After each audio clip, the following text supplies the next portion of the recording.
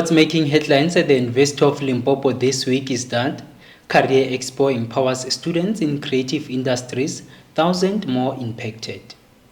Department of Water and Sanitation concludes partnership with prospects of collaboration on water treatment and mining rehabilitation. Well, these are some of the headlines making news at the University of Limpopo this week. Thank you so much for joining us.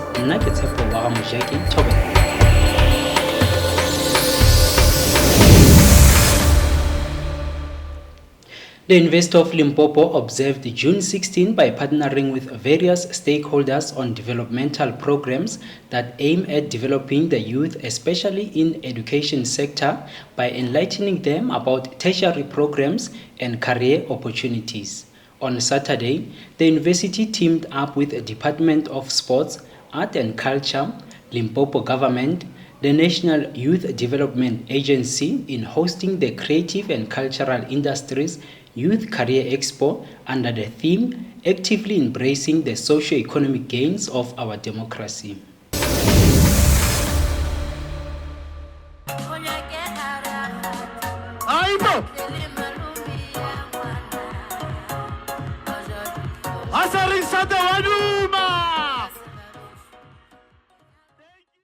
The Expo aimed to empower students in the creative sector by showcasing opportunities in various fields, including creative writing, publishing, virtual arts and craft, theater, production design, smartphone filmmaking or video making skills, and more.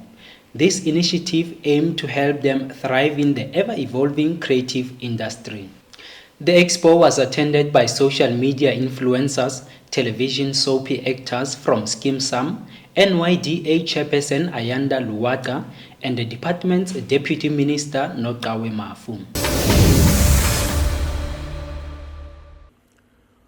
We are happy that the university has the vision to be one of the leading institutions in the fourth industrial revolution environment. Our teams will explore ways that we can collaborate, Victor, on this, because after all, most of the innovation is about creativity. Partnerships are critical between learning institutions, employers, industry bodies, and government departments in ensuring that our young people, irrespective of their socio-economic background, are part of the fourth industrial revolution. Adding to that, over 1,000 learners in Tzaneen, Limpopo province have been impacted by the university during a career expo. The expo, which was hosted by Vakayena, a non-profit organization that primarily focuses on educating underprivileged high school youth in Nkwankwa Circuit, were advised on university application processes, career prospects, funding and subject coordination for the university enrollment. The university registrar, Professor Kwena Masha, graced the expo and addressed the learners on the importance of making informed and thoughtful decisions.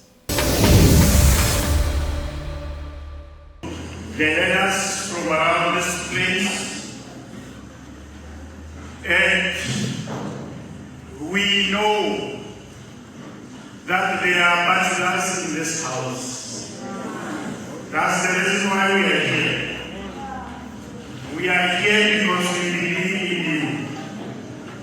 We are here because we know there will be those of you, if not all, who will follow us to become part of the mighty University of Limpopo.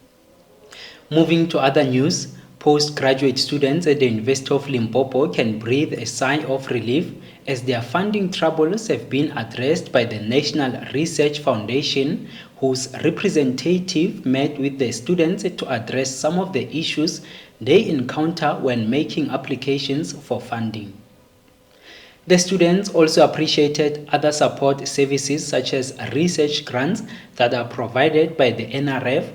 They also had an opportunity to engage with academics, researchers, scholarly organizations such as Black Academics Advancement Program, Tutuga, and the Research Development Grants for NGAP scholars. Director for Research Development and Administration at the University of Limpopo, Dr. Tembinkosi Mabila, said the engagement session marks a significant step towards improving the research funding landscape at UL, addressing stakeholders' concerns and ensuring better support for the university research community. He added that the goal was to exchange ideas on how to best support the current funded NRF postgraduate students, emerging researchers, and postdoctoral students. Let's now take a short ad break and we'll return shortly with more of your news. Don't go anywhere.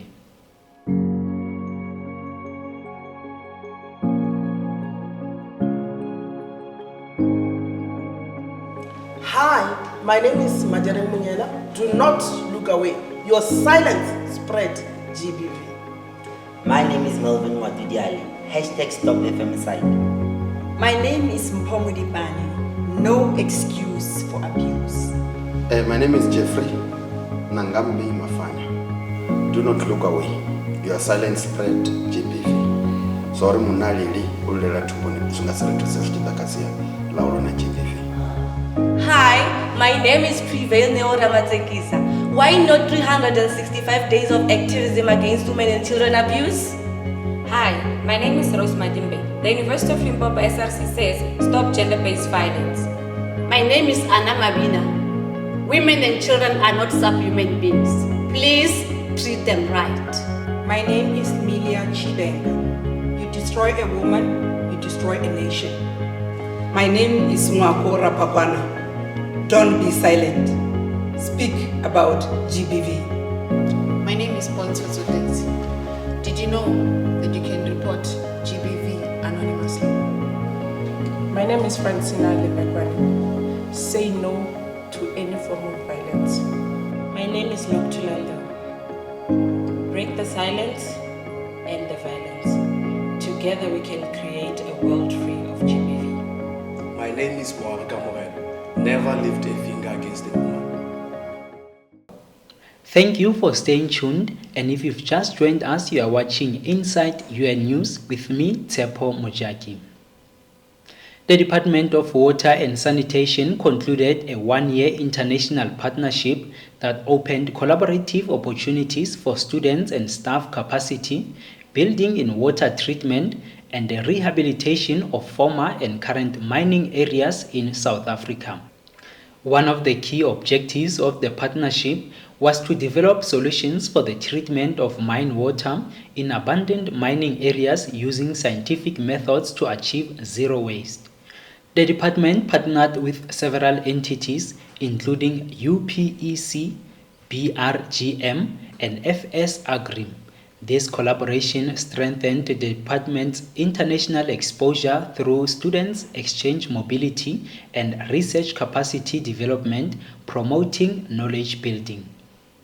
Two master students from the department, Diti Romafane and Mariba Moloto, visited the two institutions in France. They shared their research findings, learned about best practices, exchanged new ideas, and identified knowledge gaps. The 2 million rand initiative also explored future collaborations in post-mining areas management. This includes identifying areas of complementary and discussing funding opportunities in the areas of education and capacity building, joint research, and operational management. The HOD for the Department of Water and Sanitation at UL, Professor Mabel Mphahlele Mahwane, joins us virtually to tell us more about the partnership. Prof, over to you. Thank you so much for having me. The workshop was intended to share some of the key findings on the FS Agri project, which was aimed at building partnerships with international institutions on research capacity development, capacitating students and staff members' understanding of the acid mine drainage processes in the South African context.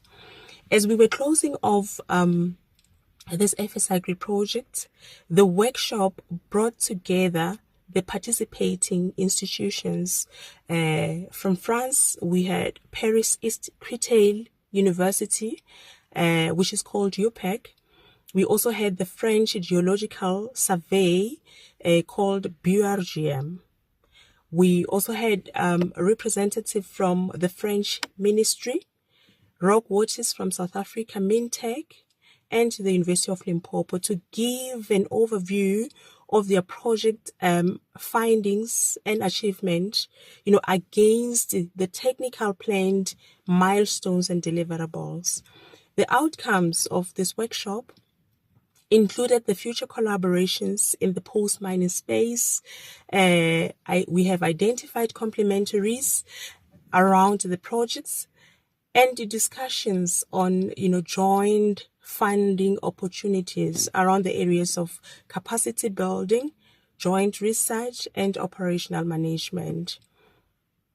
2 of our students in the Department of Water and Sanitation who completed their Bachelor of Science in Water and Sanitation Sciences, Ms. Ditiro Mafani and Mr. Maripa Mulot, visited the 2 institutions last year, that is UPEC and BURGM, to share their research findings.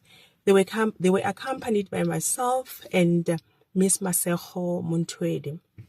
So as a direct result of the student mobility exchange visit, BRGM offered a 6-month internship to Ms. Ditiro Mafani to work on a mine drainage related commercial project, for a major global mining company in France. Can you believe it? All expenses, including monthly stipend, will be covered by BRGM. We are currently awaiting visa approval, and Ditiro will commence with her internship this August. Well, thank you, Professor, for that insight. We are taking another short break and will return shortly.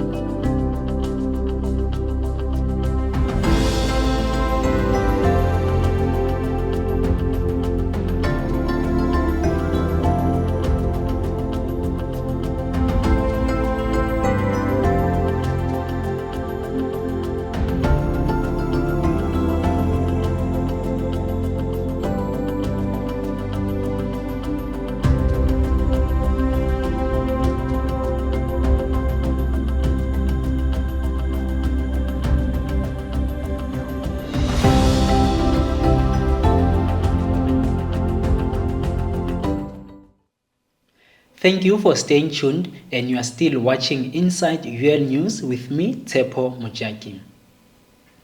The School of Law, in collaboration with the Technology Transfer Office, hosted a thought-provoking seminar exploring the intersection of artificial intelligence, intellectual property, and human rights. The seminar was attended by academics and students to discuss the challenges and opportunities presented by the emergence of AI in the areas of intellectual property and its impact on human rights. So I think there are benefits of using AI in warfare, and I think there are also serious human rights considerations that one needs to think about in the art of war and the rules of war. And I think I'll leave it at that. The seminar also explored areas of capacity building and skills transfer for students and academics in the field of AI. The event featured prominent guests like Prof. Sizwe Snail Kamduze from Nelson Mandela Metropolitan University, Prof. Lonius Ndlovu, Director of the School of Law at the University of Venda, Ompile Nechiwozwi, Director of Ompile Nechiwozi Incorporated, and Dr. Rendani Mampiswana from Nafasi Water, who presented on the topic of the day. In his presentation, Dr. Mampiswana emphasized that AI continues to play a central role as a fundamental aspect of modern technological advancement.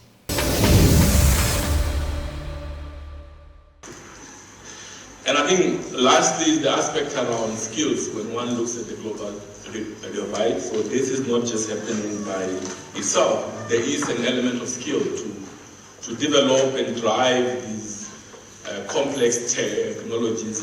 It requires your skills profiles to be at a certain level for you to be able to achieve. And I think it's quite important that we are here today at a center of things so that we are able to upgrade our skills and position ourselves for technologies that interfaces with, that contributes towards. And here's just a range of frontier technologies that UNCTAD makes a record on. First, from an Industry 4.0 perspective with artificial intelligence right at the top. On the other hand, Director Nichiwozu argued for the use of traditional IP rights to protect AI-generated content.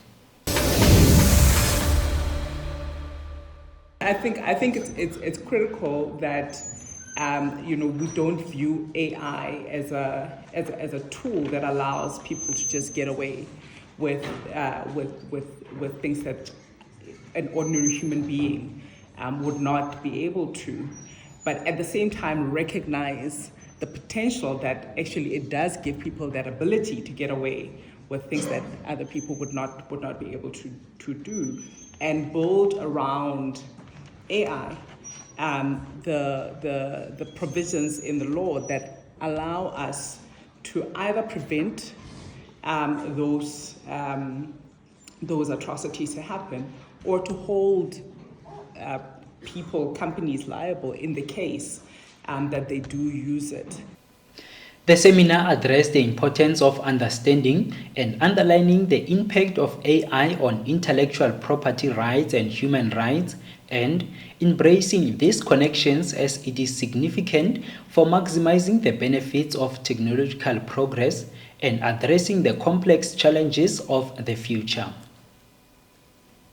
Well, that wraps up our news bulletins for this week here on Inside UL News. We appreciate you for tuning in, and remember to subscribe to our news channel for more updates. From myself, Tshepo Mojaki, and the rest of our Inside UL team, go ba o fihlela re kopana gape ke re lerato a shele.